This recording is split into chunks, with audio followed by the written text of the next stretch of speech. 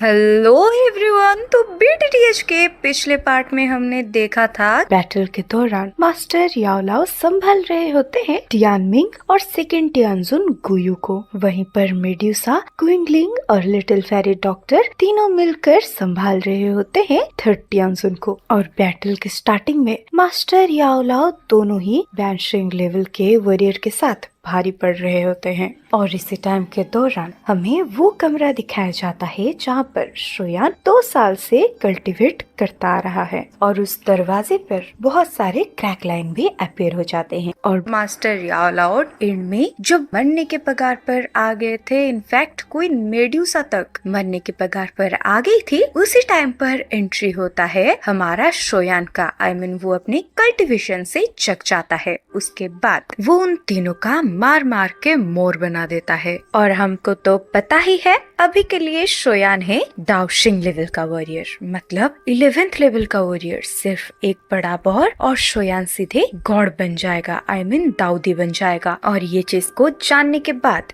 Hall of soul का second और third टियानजुन भी भरोसा नहीं कर पा रहे थे। अब जैसे ही हॉल ऑफ सोल का सेकंड टियानजुन गुयू शोयान को थोड़ा और धमकी देने लगता है, शोयान सीधे के सीधे आसपास के स्पेस को लॉक कर देता है, जिसके चलते अब गुयू खुद को मन ही मन गाली देने लगता है। लेकिन कोई फायदा नहीं, गलती तो उसकी है, मतलब भुगतना भी उसे ही पड़ेगा। लेकिन वो बस खुद को बचाने के लिए अपने बाकी के 2 बैंशिंग लेवल के साथियों को बोलता है, चलो हम तीनों मिलकर शोयान के ऊपर हमला करें। अब इसी के साथ ही यहीं से स्टार्टिंग होती है बैटल थ्रू द हेवन का आगे का नोवेल एक्सप्लेनेशन पार्ट। अब आगे हमें दिखाया जाता है शोयान दोबारा से अपने पीछे एक 10,000 फीट का बड़ा इल्यूजनरी फिगर को क्रिएट कर देता है। और इसी टाइम के दौरान थर्ड टियानजुन और ओल्ड गुयू दोनों ही अपने डाउकी को अपने पीक तक रिलीज कर देते हैं। अब काले काले बादल पूरे आसमान को कवर कर देता है। लग तो ऐसा रहा था जैसे यहाँ पर एक बड़ा सा खतरनाक सा स्ट्रोम आने वाला है। अब इन तीनों को एक साथ काम करते हुए देख शोयान बिल्कुल भी पैनिक नहीं होता। अब इधर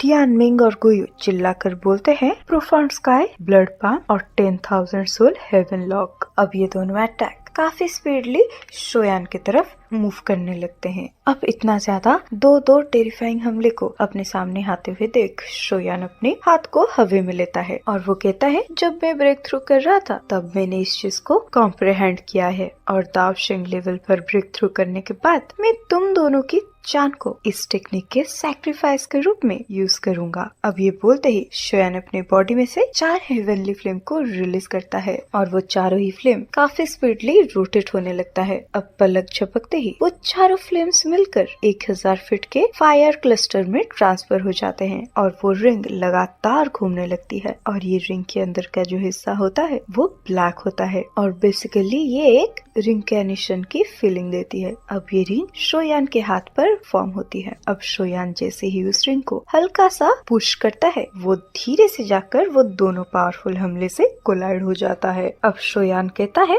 मेरा इस अटैक का नाम है एंग्री बुद्धा रिंकैनिनेशन। और अब जैसे ही शोयान का वो अटैक वो दोनों पावरफुल हमले से टकराता है, वो छोटा सा रिंग अब एक स्वस्तिक सिंबल को क्रिएट करने लगता है। अब वो स्वस्तिक सिंबल पर वो दोनों फ्राइटनिंग हमला टकराकर धीरे धीरे पिघलने लगता है। अब बहुत ही तेजी से शोयान का वो पावरफुल हमला वो दोनों के पावरफुल अटैक के नामो निशान तक को डिस्ट्रॉय कर देता है। अब इसी टेक्निक को देखकर गुयू एकदम से सरप्राइज हो जाता है। वो समझ नहीं पाता आखिर ये चीज क्या है, क्योंकि उन तीनों का कंबाइन अटैक एकदम से वैनिश हो चुका है। और इधर मास्टर याओलाओ भी शोयान के वो एंगर रिंकैनिनेशन टेक्निक को देख ही रहे होते हैं। अब मास्टर याओलाओ बहुत ही ज्यादा सरप्राइज होकर बोलते हैं, हेवनली फ्लेम्स का यूज करके नए नए दाओशकिल को क्रिएट करना ये काफी खतरनाक है और अगर कोई गलती से भी ये फॉर्मेशन के ऊपर गिर जाता है तो उसका बॉडी तो छोड़ो, उसका सोल का ट्रांस भी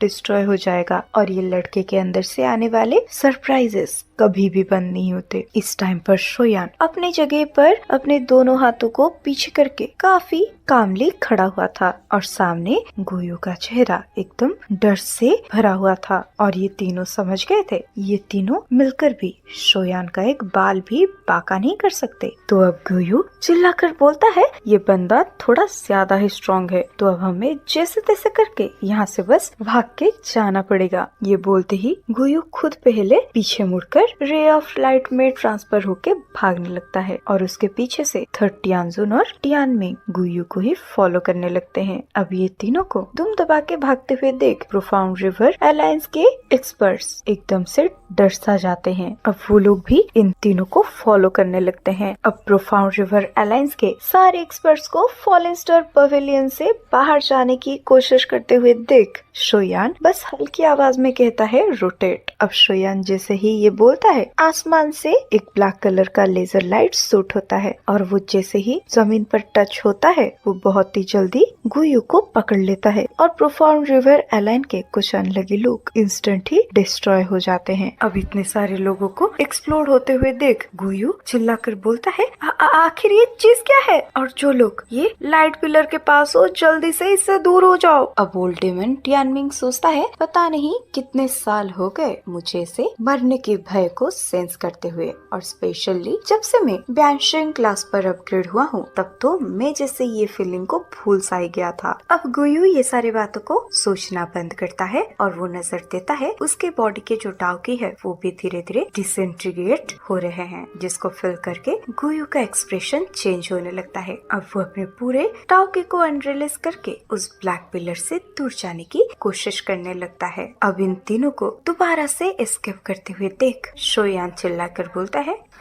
क्या तुम लोगों को सच में लग रहा है कि तुम लोग बच के भाग सकते हो? ये बोलते ही शोयान अपने हाथ को गुयू के ग्रुप के तरफ आगे बढ़ा देता है जिसके चलते ऑलमोस्ट पूरा का पूरा स्पेस थम जाता है। अब ये चीज को फिल करके ओल्ड गुयू का पूरा टोली अपने फुल टाउकी का इस्तेमाल करते हुए वो सॉलिडिफाई स्पेस को तोड़ने की कोशिश करता है लेकिन इन सब का स्ट्रेंथ शोयान से बिल्कुल भी कंपेरेबल नहीं है जिसके चलते वो लोग चाहे जितनी भी कोशिश कर रहे हो वो शोयान के द्वारा सॉलिडिफाई करे गए वो स्पेस को ब्रेक नहीं कर पाते और तो और वो ब्लैक लाइट पिलर लगातार इन सब के टाउकी को खाता ही जा रहा था जिसके चलते इन सब का अटैक वीक होता जा रहा था। अब फॉलन स्टार पवेलियन के अंदर सब देखते हैं किस तरीके से शोयान ने बस अपने एक ही हाथ से पूरे के पूरे प्रोफाउंड रिवर अलायंस को रोक दिया है। अब वो ब्लैक कलर के पिलर में से लगातार इंसानों की चीखने की आवाज बाहर आने लगता है और अब हमें 2 मिनट के अंदर अंदर दिखाया जाता है गुयू टियानमिंग और थर्ड टियानजुन को छोड़कर बाकी के सारे प्रोफाउंड रिवर अलायंस के बंदे पूरे तरीके से एक्सप्लोड हो गए थे और वो ब्लैक लाइट की वजह से उनका सोल भी डिस्ट्रॉय हो चुका है। इस टाइम पर ओल्ड मिस्टर टियानमिंग के बॉडी से भी धीरे धीरे उसका डाउकी वैनिश होने लगता है और उसका डाउकी भी वीक होता जा रहा था जिसके चलते वो खुद को बचाने के लिए आसमान पर देखते हुए शोयान को चिल्लाकर बोलता है शोयान प्लीज मुझे इस बार ही जाने दो। नेक्स्ट टाइम से हमारा प्रोफाउंड रिवर अलायन तुम्हारा फॉलन स्टार पवेलियन का एक सबऑर्डिनेट फ्रैक्शन हो जाएगा। अब ओल्ड डेमन टियानमिंग के इसी बातों को सुनकर शोयान के इमोशंस बिल्कुल भी नहीं बदलते तो शोयान कहता है इसकी कोई भी जरूरत नहीं है। प्रोफाउंड स्काई सेट को दरअसल एग्जिस्ट करना ही नहीं चाहिए। अब वो धीरे धीरे सर को हिलाते हुए बोलता है मैंने पहले ही कहा था कि स्टार रियलम तुम्हारे सबके बॉडी को दफनाने का सही जगह है। अब टियानमिंग जैसे फील करता है उसके सारे मेथड्स एकदम यूजलेस हैं। अब वो चिल्लाकर कहता है ठीक है फिर अगर तू मुझे नहीं छोड़ेगा तो फिर लिटिल बास्टर्ड मैं भी तुझे आज जाने नहीं दूंगा। अब वो अपने बॉडी से खून को लिक करता है और वो अपने बॉडी को एक गुब्बारे की तरह फुलाने लगता है लेकिन ये खून के बूंदों को देखकर ओल्ड गुयू का चेहरा बहुत ही ज्यादा डरावना हो जाता है। अब वो इंस्टेंट ही थर्ड टियानजुन को लेकर पीछे चला जाता है। अब सबके आंखों के सामने से वो ओल्ड टियानमिंग का बॉडी एकदम खतरनाक तरीके से फूट जाता है वो भी एक बैंग साउंड के साथ। अब एक फ्राइटनिंग एनर्जी स्ट्रॉम चारों तरफ फैलने लगता है जिसके चलते शोयान के द्वारा सॉलिडिफाई करा हुआ वो स्पेस क्रैकिंग की आवाज में एकदम से फट जाता है। अब इसी एनर्जी स्ट्रॉम को देखकर शोयान की आंखें एकदम से डिसविलिंग से भर जाता है। अब वो अपने दोनों हैंड साइन को चेंज करते हुए एंग्री बुद्धा रिंकैनेशन से आ रहे एक्सट्रैक्शन फोर्स को क्रिएट करना स्टार्ट कर देता है। अब ये ब्लैक कलर के लाइट पूरे एनर्जी स्ट्रॉम को अपने अंदर ही निकल लेता है। अब इसी टाइम पर वो ब्लैक फॉग में से एक डिम लाइट शूट होकर सीधे के सीधे चला जाता है फॉलन स्टार पवेलियन के डिसाइबल के तरफ। लेकिन इससे पहले कि वो फॉलन स्टार पवेलियन के डिसाइबल्स के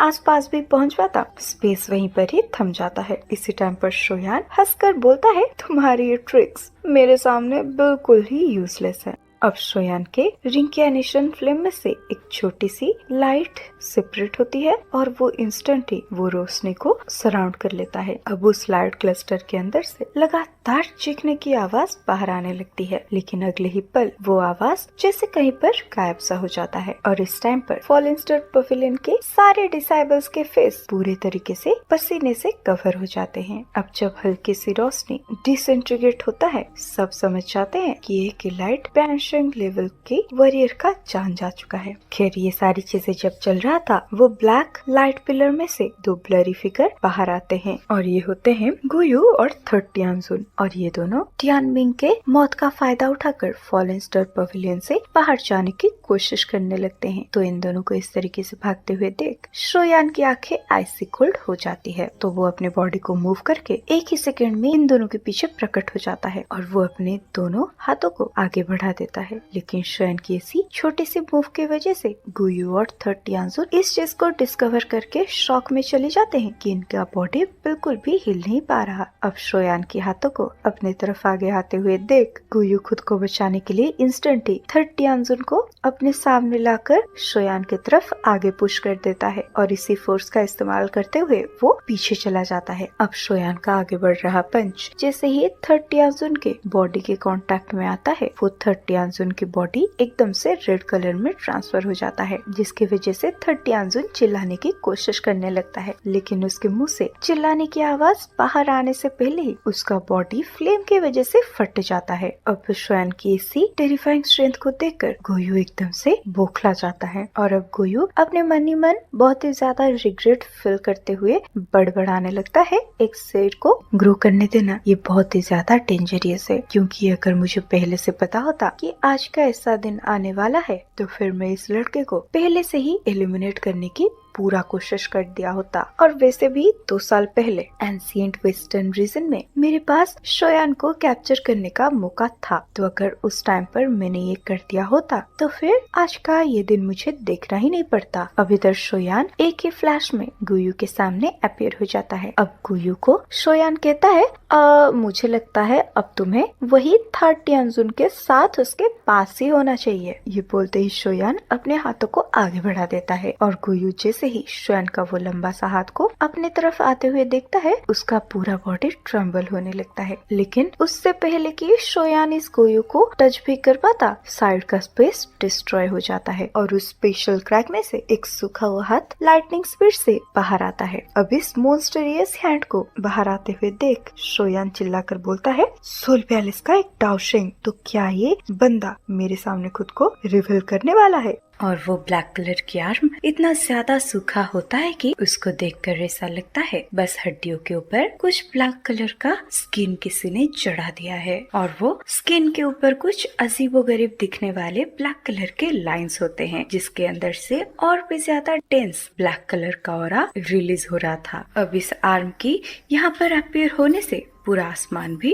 डिम हो जाता है और वो हाथ से एक ऐसा सक्शन फोर्स इरप्ट हो रहा था, उसको देखने से बहुत ही ज्यादा डर लग रहा था। अब ये ब्लैक कलर की हैंड को देखकर शोयान एकदम से घबरा जाता है और इसी सेकंड पर उसके दिमाग में कुछ बातें चलती है, जिसकी वजह से वो अपनी ब्लैक कलर की रिंग के एनिमेशन फिल्म को अपने हाथ में ले आता है। अब वो बड़ा सा रिंग के एनिमेशन फॉर्मेशन को वो अपने हैंड साइज का कर देता है। अब शोयान सीधे के सीधे अपने रिंग के एनिमेशन फॉर्मेशन को थ्रो कर देता है वो ब्लैक कलर के आर्म के ऊपर। अब जिस मोमेंट पर वो रिंग के एनिमेशन फ्लेम वो ब्लैक आर्म को टच करने ही वाला होता है, वो ब्लैक आर्म से ब्लैक कलर का फॉग जैसे स्नेक की तरह बाहर आने लगते हैं। उसके बाद वो दोनों ही चीजें एक दूसरे के ऊपर हमला करने लगते हैं और वो दोनों एक दूसरे के साथ लड़ के दोनों ही तरफ के फोर्स को खत्म कर देते हैं। उसके बाद वो ब्लैक कलर का हैंड शोयान के पीछे चला जाता है और इंस्टेंट ही वो हाथ गुयू को पकड़ लेता है। अब वो वही स्पेशल क्रैक के अंदर गुयू को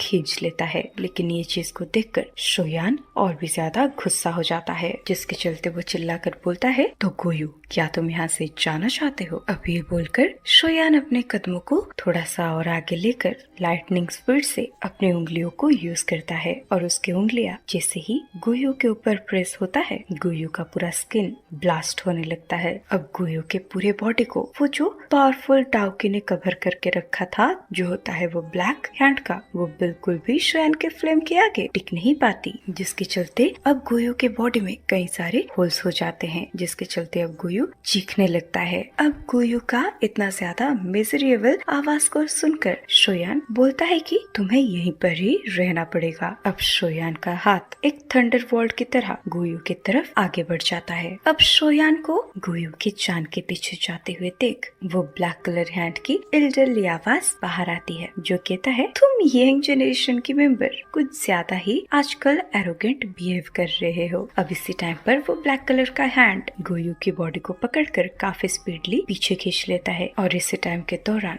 वो अपनी हैंड का एक फिंगर शोयान की तरफ थ्रो करता है और अब शोयान के एक फिंगर के साथ जैसे ही वो मॉन्स्टरस हैंड कोलाइड होता है, बैंग बैंग बैंग साउंड के साथ चारों तरफ फ्राइटनिंग रिफल्स फैलने लगता है, जिसके चलते आसपास के 1000 मीटर का दायरा ऐसे फ्लक्चुएट होता है जिससे लगता है इसको कोई तोड़ रहा हो। अब फाइनली शोयान 2-3 कदम पीछे लेता है। अब शोयान जैसे सामने वो ब्लैक हैंड को देखता है, उसको पता चलता है वो ब्लैक हैंड अब सीधे के सीधे पर्पल रेड हो चुका है और ऐसा होता है शोयान के हेवनली फ्लेम की वजह से। लेकिन ये सारी चीजों को इग्नोर करते हुए वो ब्लैक हैंड सीधे के सीधे वो स्पेशल क्रैक के अंदर चला जाता है। एट द सेम टाइम पूरे स्टारजलम के आसमान में वही बुढ़े की आवाज गूंजने लगता है, जो कहता है, लिटिल फेलो, तुम्हें इतना ज्यादा खुश होने की कोई जरूरत नहीं है, क्योंकि ये सारी चीजें मेरी हान क्लान की ही गलती है कि हमने तुम्हें इतना ज्यादा स्ट्रॉन्ग बनने का मौका दिया और वैसे भी अभी के लिए तुम नया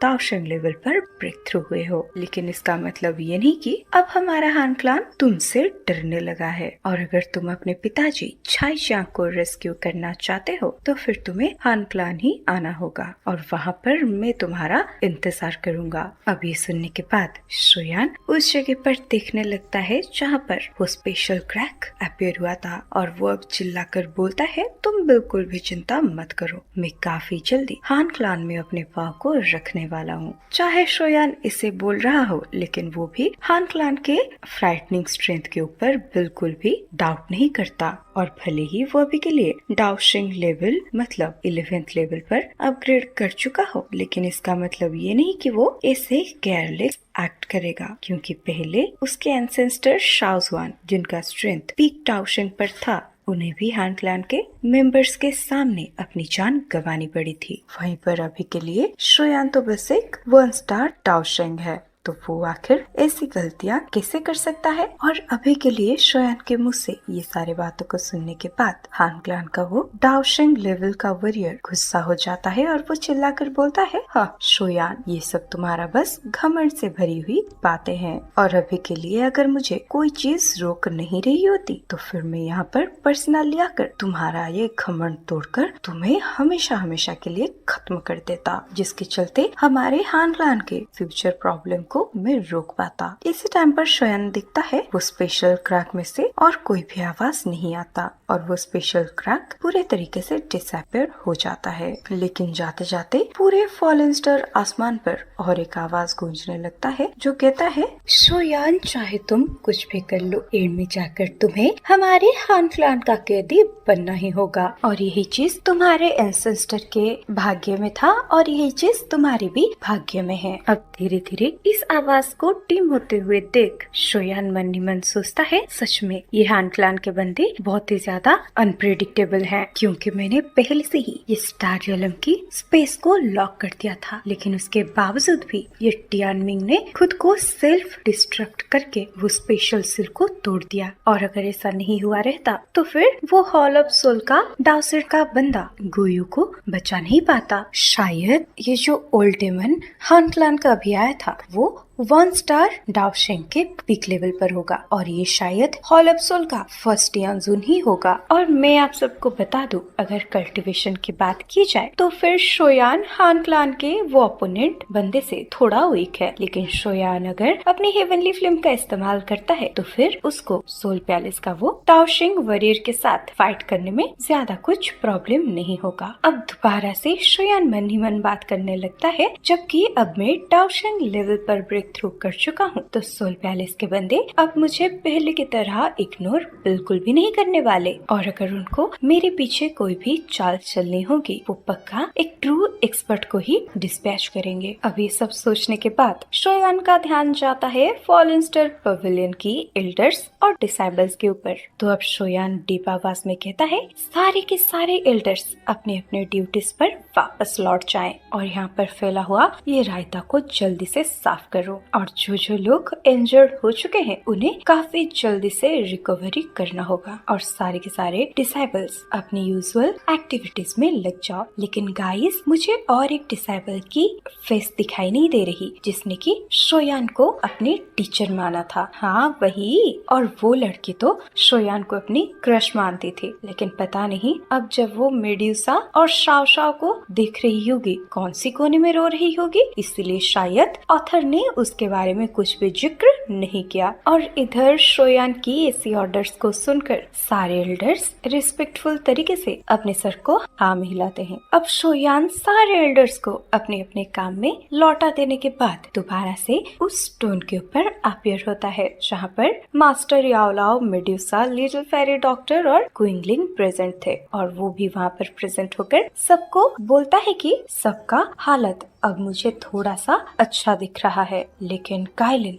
क्या तुम ठीक हो? और टीचर आप कैसे हो? ये सुनकर मास्टर याओलाओ हंसते हुए बोलते हैं, हाँ मैं तो ठीक हूँ। और अभी के लिए चाहे वो अंदर से बॉडी में कितना ज्यादा पेन को सहन कर रहे हो, लेकिन वो अपने दिल की खुशी को संभाल नहीं पाते। अब वो काफी खुशी से बोलते हैं, तो लिटिल फेलो, अब तो तुमने मुझे सरपास कर ही लिया।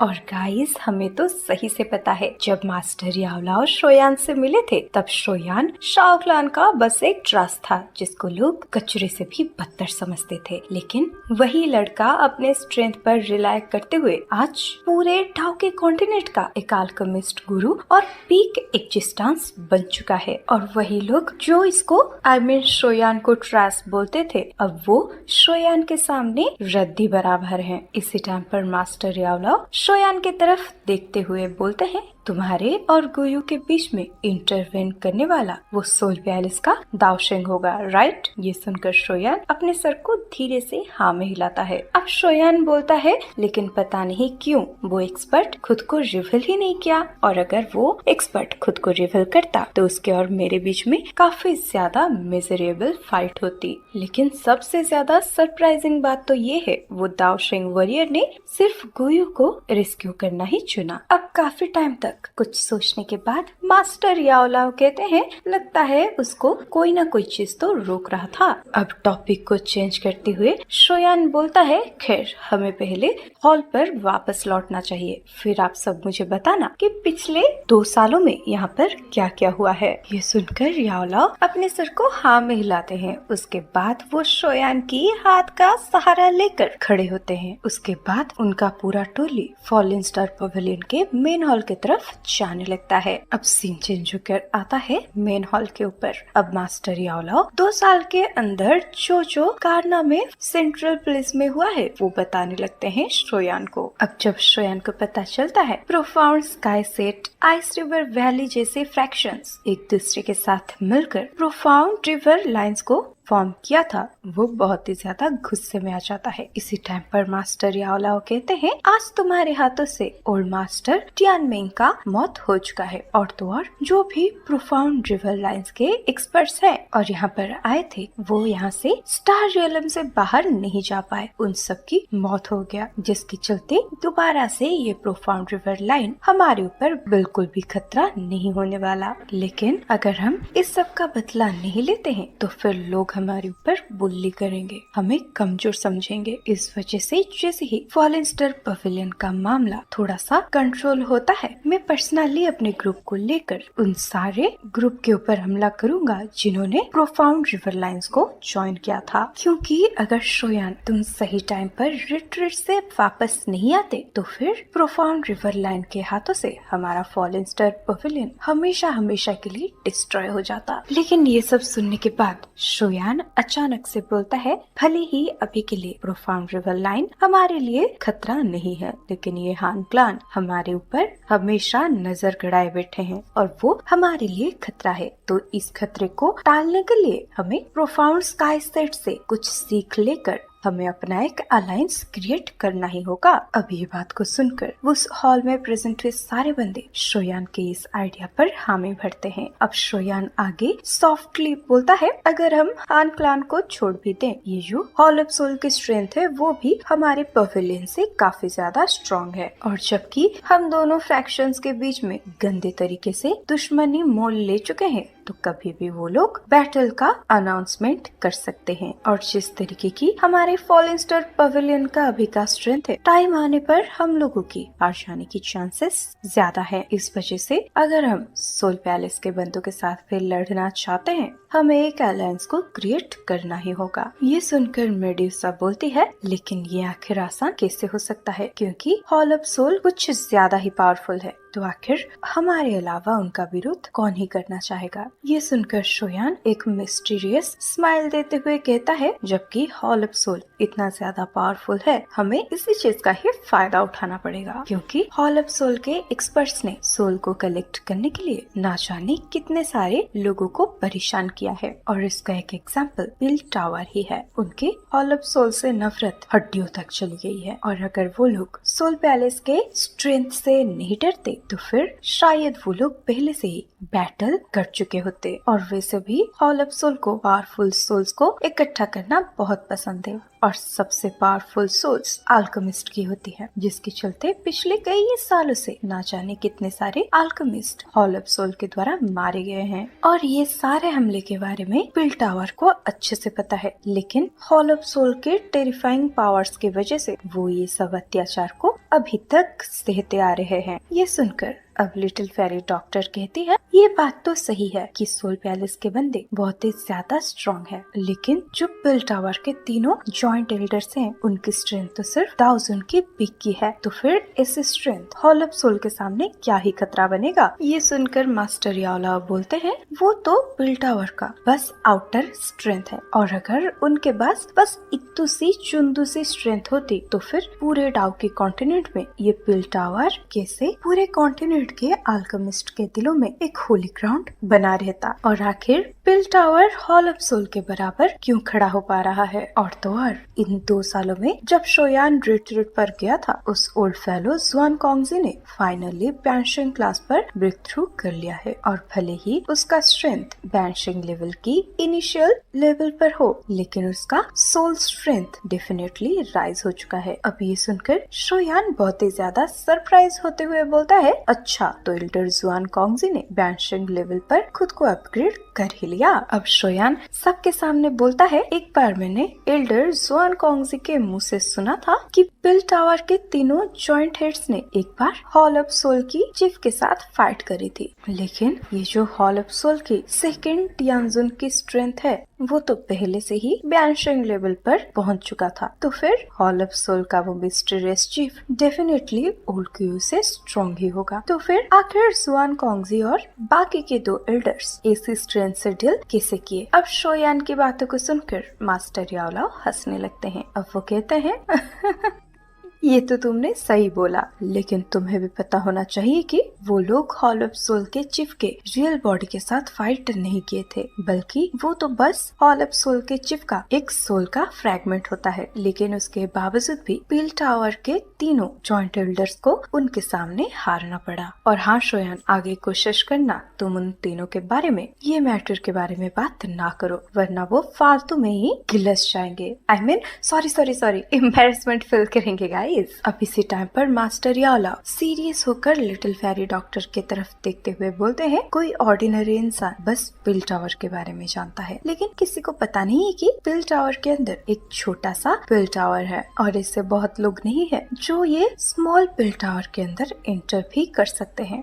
ऐसा इसलिए कि स्मॉल पिल टावर पे एंटर करने के लिए रिक्वायरमेंट है कि तुम उस स्ट्रेंथ के मेडिसिनल पिल को रिफाइन करना आना चाहिए जो कि कम से कम 7 रंगों वाली पिल लाइटनिंग को अट्रैक्ट कर पाए, और तो और वो अल्केमिस्ट की स्पिरिट कम से कम सोल स्टेट पर एंटर कर चुका हो। अब ये सुनकर शोयान कहता है, क्या 7 कलर्ड पिल लाइटनिंग और सोल स्टेट, ये रिक्वायरमेंट तो थोड़ा ज्यादा ही हाई है। इनफैक्ट ब्रेक थ्रू करने से पहले शोयान के पास भी वो एबिलिटीज नहीं था कि वो उस स्मॉल पिल टावर के अंदर एंटर कर सके, और जब मैंने टाओशेंग लेवल पर अपग्रेड नहीं किया था तब तो मेरे लिए एक 7 कलर्ड पिल लाइटनिंग को समन करना काफी मुश्किल था। अब मास्टर याओलाओ कहते हैं, उस स्मॉल पिल टावर के अंदर ही असली स्ट्रेंथ है और इस चीज की वजह से ही हॉल ऑफ सोल पिल टावर के ऊपर बैटल इरप्ट करने की हिम्मत नहीं करती, और वो सारे के सारे ओल्ड फेलो पुराने डीमंस हैं। इवन जब मैं उन लोगों से मिलता हूँ मुझे उन लोगों के सामने ग्रिट करना पड़ता है, और एक टाइम ऐसा भी था जब मैं भी उस स्मॉल पिल टावर का एक पार्ट हुआ करता था, लेकिन मुझे वहाँ का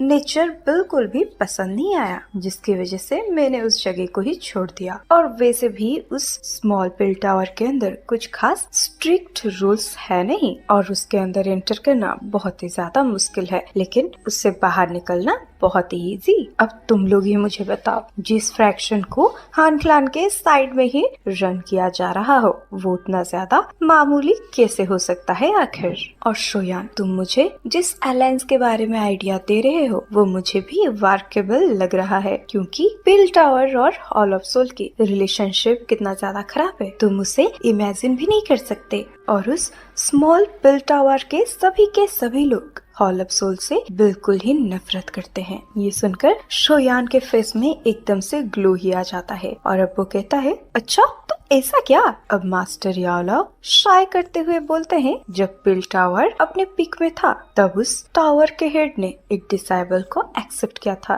और उस डिसाइबल ने कई सारे एल्डर्स को सरपास करने में बस 40 से कम साल लगाए, लेकिन उसके आगे के एक्शंस की वजह से उसकी आइडेंटिटी एक्सपोज होगी, और किसी ने एक्सपेक्ट नहीं किया था वो डिसाइबल को हॉल ऑफ सोल ने भेजा होगा। और अब जब वो पूरा मामला खुल जाता है तो टावर हेड अपने टीचर डिसाइबल का रिलेशनशिप को देखते हुए उस बंदे को जाने देते हैं, लेकिन एंड में जाकर उस हरामी चेले ने हान क्लान के कुछ एक्सपर्ट्स के साथ मिलकर उस टावर हेड की जान ले ली। ये सुनकर शोयान अंदर से बहुत ही ज्यादा बुरा फील करता है, और इसी टाइम पर उसको याद आता है वो पिल टावर की हेड का एक्सपीरियंस थोड़ा बहुत उसी के टीचर की तरह ही था। अब मास्टर याओलाओ कहते हैं, हॉल ऑफ सोल की ऐसे एक्शन की वजह से उस टाइम पर पिल टावर और उनके बीच में एक बड़ा सा वार इरप्ट भी हुआ था, लेकिन पिल टावर अपने नुकसानों की वजह से उस वार को रोक दिया, लेकिन टाइम बीतने के साथ साथ वो हेट्रेड आज तक भी उन सब के दिल में है, उल्टा वो ज्यादा से ज्यादा